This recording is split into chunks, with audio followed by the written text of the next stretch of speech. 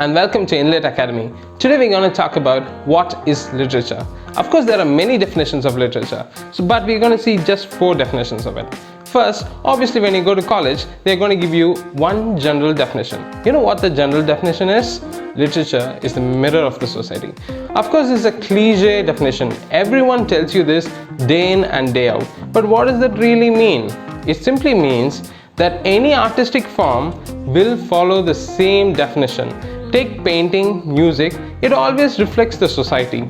So we can't really take this as a general definition of literature. The second definition is capital L and small l. What do you mean by that? See, literature is an imaginative work. So capital L is always denoted with the imaginative work, be it poetry, prose, or anything for that matter.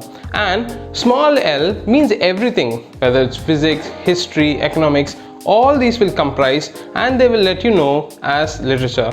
But this has a problem.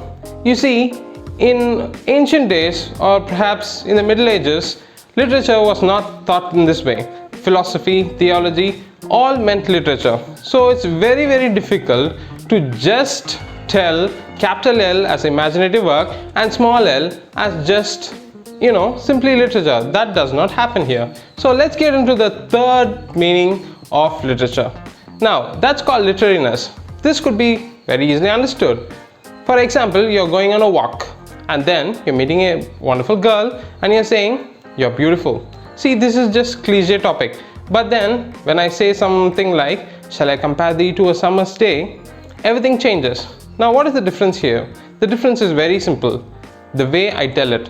So the Russian formalist basically said literature means the way we tell things is different from normal conversation or poetic syntax or prose style.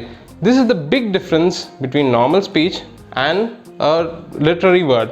So everything changed during this time. The fourth definition of literature is test of time. So some works we've been reading for ages. Take Shakespeare for example, or Milton for example. But then a question arises. Who set these works up? Which professor said these are important and these are not? See, this is called the canon. Some works are selected and some works are not selected. So some works will go throughout the ages and everybody will say this is the best work. But here is also a problem. For example, Addison and Steele, their works were not very popular during those days. But now, you see, they are seen as a literature. But right now, journalism or newspaper articles might not be considered as literature, but in future, definitely they might be considered as literature. So, how can we define literature? Literature is a fluid notion. It keeps changing day in and day out. The only real definition of literature will be based on social, cultural, political institutions of a given society at a given time.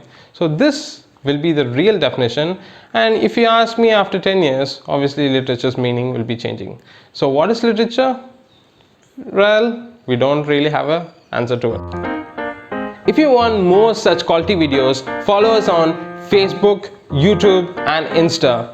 And of course, please check out www.inlitacademy.com.